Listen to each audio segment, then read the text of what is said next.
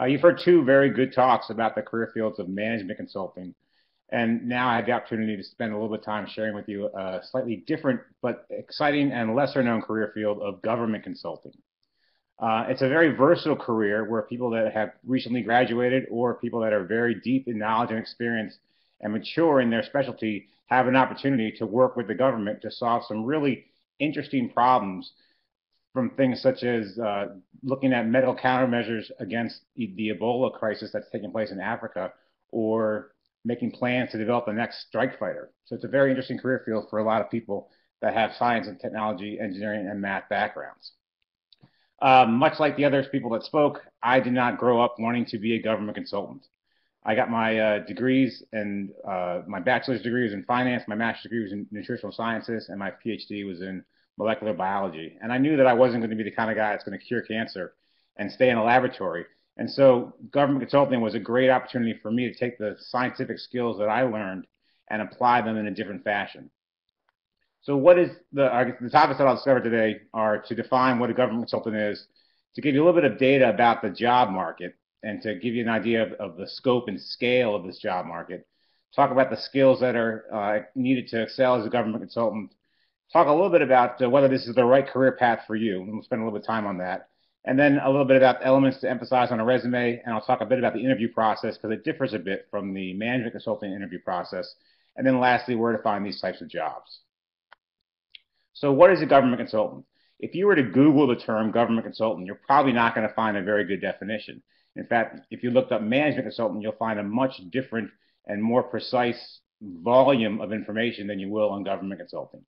And as someone who's been in the government consulting for a number of years, people who work with the government and conduct the day-to-day tasks on behalf of their government counterparts or clients are oftentimes considered government contractors, or these companies are called government contracting companies. However, the government will contract out for highly technical individuals, people that have a specialty set of skills that they do not possess, that the government does not possess internally. And within these core capabilities, they cannot easily access this within their own staff, so they hire this out. And that's what the government consultant world is all about, and the types of jobs that could be available to all of you listening to this podcast. So what exactly does a government consultant do? The role of a government consultant is an awesome career for people who want to take the traditional skills that they've learned inside a laboratory and academic environment and apply them in a creative manner to help our nation solve difficult problems. Most often, they provide expert advice to the government, and these individuals are known as subject matter experts, and they help their government clients make recommendations, not decisions per se, because the government is the only one that's allowed to make those decisions, but they play a tremendous role in helping the government to make these decisions by influencing outcome. They provide a lot of the expertise and knowledge that their government clients will use to make decisions. And there's sort of a neat element to helping your country do certain things. There's a bit of patriotism associated with this. In addition, you help your client translate technical information to that a layperson can understand. You manage the projects of performance contracts. And so what the government will often do is hire out services to an external company. So typically the government will not develop a drug, but they'll hire someone else to develop that drug. And you as a consultant will help adjudicate the information and regulate the performance of that contract to let your government counterpart know whether or not the work that's being done is of value and utility and matches the requirements of the contract that the government has let with this third-party individual. And that leads into program and project management skills and some financial management. You can also do things such as draft government regulations and instructions. And ultimately, your job is to help the government be successful. And that's who your client is. And don't worry if you didn't take financial management or contract management or policy and communications in school, because these are often skills that you would learn on the job. You're basically hired because of your technical expertise, and you're expected to grow into these other roles on the job. So why does the government hire consultants? There's been a lot of downward pressure on the government to reduce the size of its footprint. And with that, the constricting of government positions, there's actually been an increase in what's oftentimes called a shadow government, or the consulting and contracting side of government. So the government will actually hire out to consultants and contractors work that they can't do internally or don't have the financial resources to do internally because of hiring freezes or sequestration or other limitations such as that. And so consultants are also part of the team that I spoke to with regards to the difficult to hire workforce. And so a lot of times people that have strong STEM backgrounds don't actually want to work for the government because there are more attractive areas to work in the consulting field. And so the government will hire out for these consultants to work for them in a capacity to support their needs. It's also easier to fill an immediate need faster in the private sector than it is to actually hire an internal government employee. And with the consulting workforce, the government can bring on contracts or remove contracts more easily to match the workforce needs. So I'm going to spend the next few slides giving you a sort of landscape as to what the government consulting field looks like with regards to the size of money available in contracts and the location of certain types of positions. And so what this slide shows is for the past 14 years, the volume of money the government has spent on prime contracts. And many of these prime contracts are awarded to government consulting organizations. And so it hit a peak around 2010 at $540 billion. And it shrunk a little bit right now at the year of 2014 to $444 billion. And so that's a tremendous scale of employment that the government provides to contracting and consulting companies to hire individuals such as yourself to work on projects that are very interesting to the government. If we break this down by agency, what you'll see at the very top is the Department of Defense at nearly $285 billion. And that's a tenfold scale above any of the other agencies that are there. So the majority of these contracts are supported by the Department of Defense. But there are a lot of other organizations and agencies within the government that rely heavily upon STEM consultants. The next in line is the Department of Energy, Health and Human Services, NASA. So there's a tremendous amount of opportunity for people with STEM backgrounds to work in government consulting. If we break this down by the top 10 federal prime contractors, you'll see companies like Lockheed Martin, the Boeing Company, General Dynamics. And so I'm going to put a thumbtack on this slide and just remind you to remember some of these names because I'm going to refer back to it later on. But this is another way for you to find information about where to look for jobs. And all this information is available publicly on the website usaspending.gov.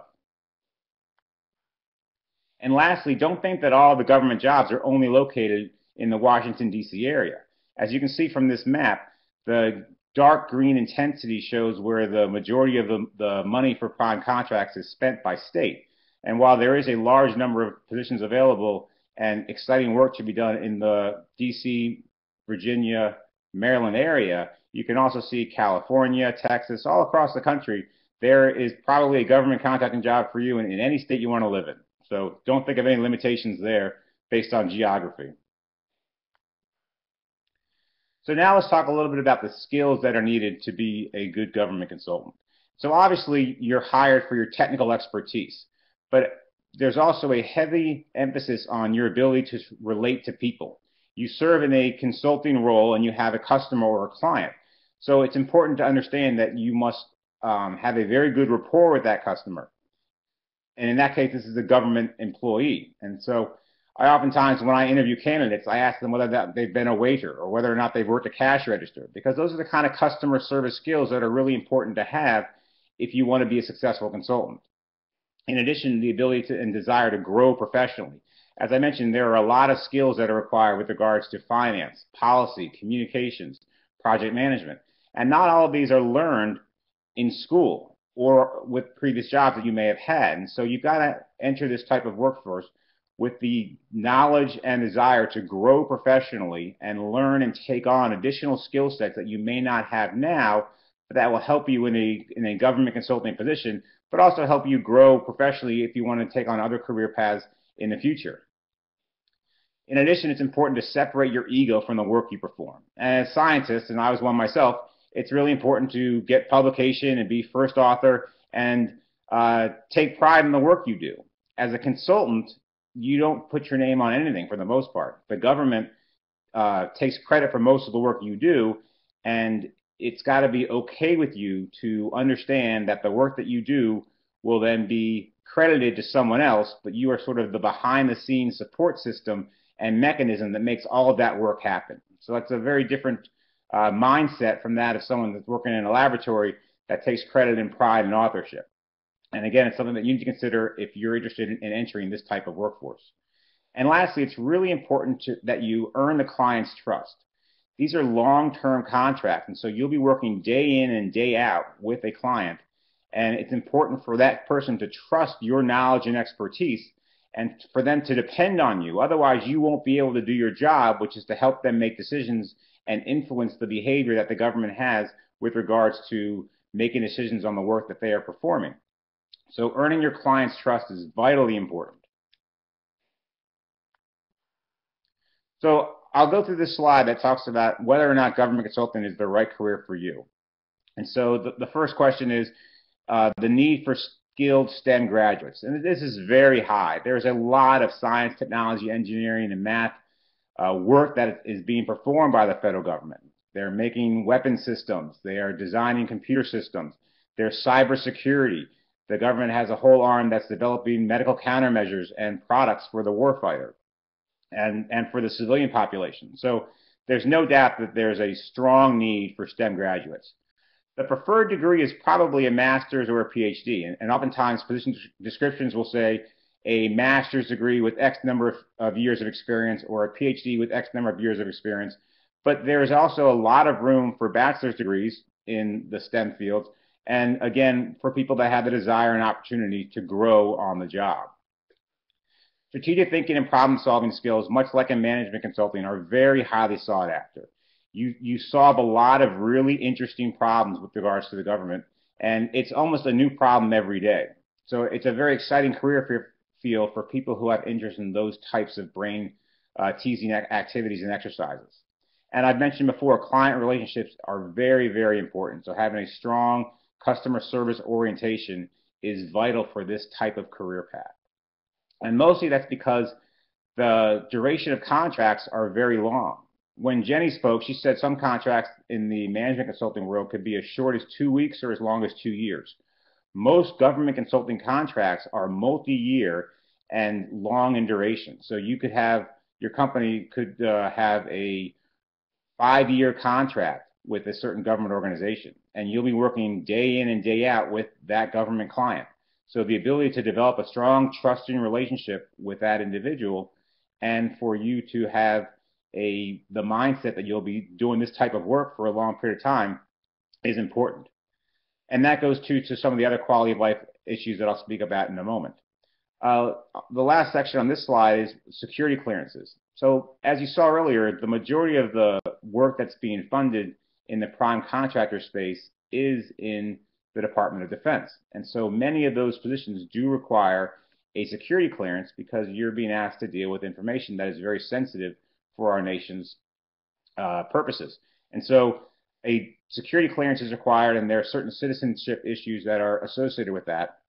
And so it's important for you to be aware of that. However, a lot of other organizations within the government that do a whole lot of science and technology and research and development work do not require security clearances. So as you look at jobs and you look at your situation and country of origin, it's important for you to be aware of what the limitations might be for certain individuals. And so this next slide has a couple more characteristics. The frequency of travel is pretty low for a government consultant. In management consulting, it can oftentimes be very high, and you hear about road warriors traveling all over the place, all across the country, to do the work for their clients. With government consulting, because of these long-term contracts, you typically have a client that you are somewhat embedded with for a long period of time, and so there is infrequent travel depending on what the needs of the client are, but it's not nearly as high as some of the management consulting positions may be. So this may be a more or less attractive career field depending on what you're interested in. The salaries are very competitive in this career field, regardless of what type of degree you have, and so there shouldn't be a discouragement for looking at jobs in this area because of that. And turnover is low, and I put a little asterisk there because what happens oftentimes with government consulting is that one company may have a 5-year contract, and then that contract gets up for renew, and a second company may come in and win that contract. And more often than not, if the government likes the support that they are getting from their particular consultant, they will ask the new company to hire that consultant and bring that individual on for the purposes of maintaining a continuity of workflow of the work that's currently been done. So if you are not solely, if you are aligned to your client and not so much to a company, then turnover can be quite low, provided you do great work and you endear yourself to your clients so that they feel they can't go on without you.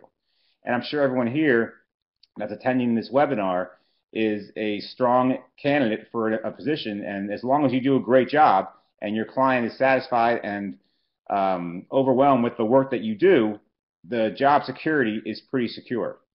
Our typical work week is about 40 hours a week, and you match the government life cycle. So there are a lot of holidays, and typically it's a 9-to-5 type of job, and so it's a little bit different than what you may find in some of the other consulting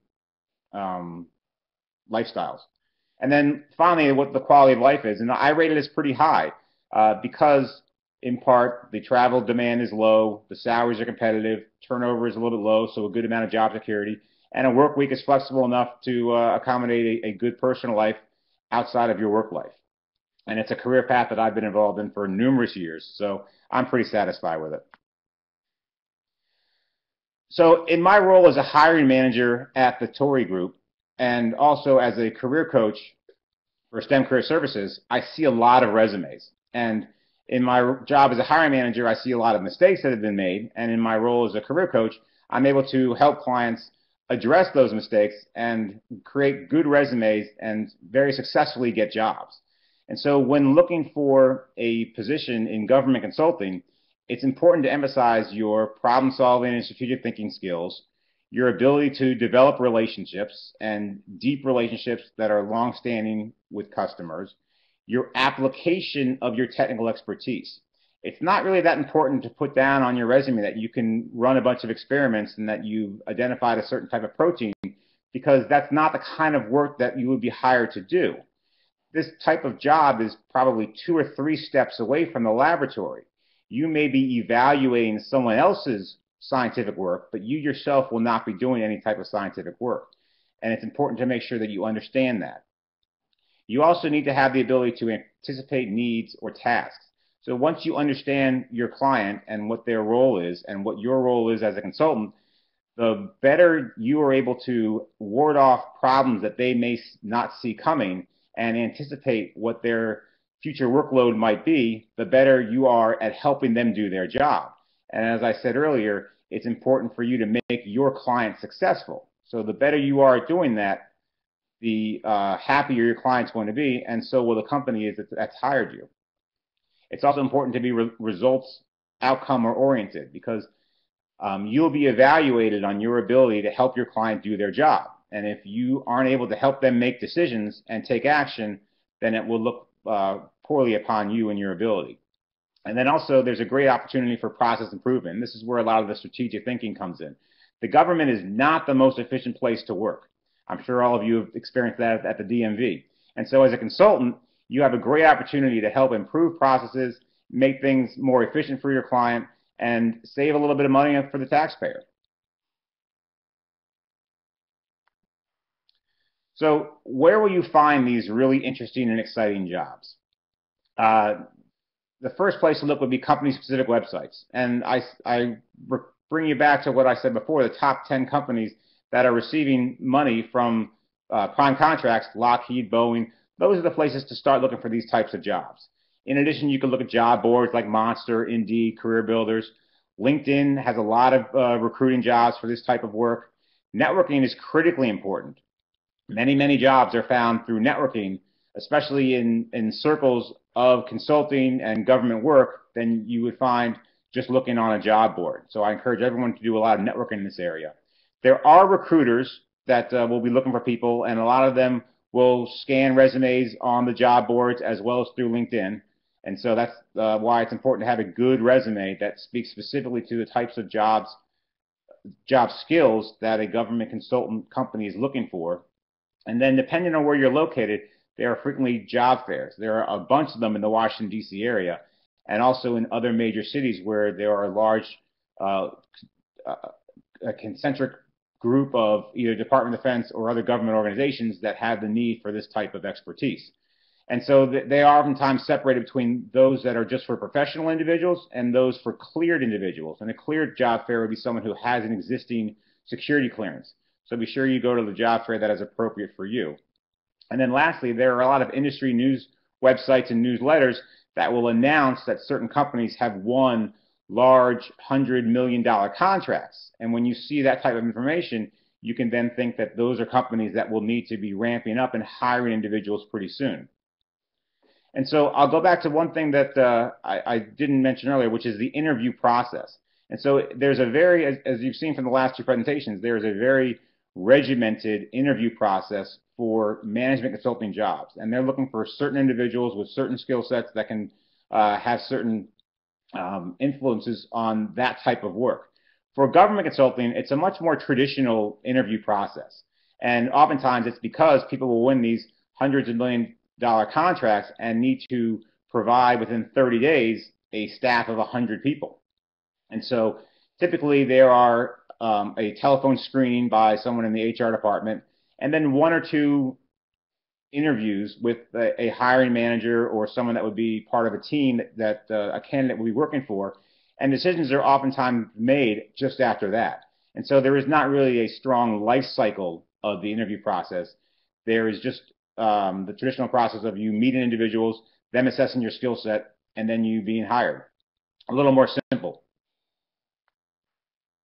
So if you want to learn more about the government consulting career path, I invite you to attend a workshop that I'm putting on through STEM Career Services called Introduction to Government Consulting. The details are on this slide, and there's a discount on registration if you mention the AAAS Consulting for anyone that's going to this webinar. And Adam, I'll hand it over to you for some questions.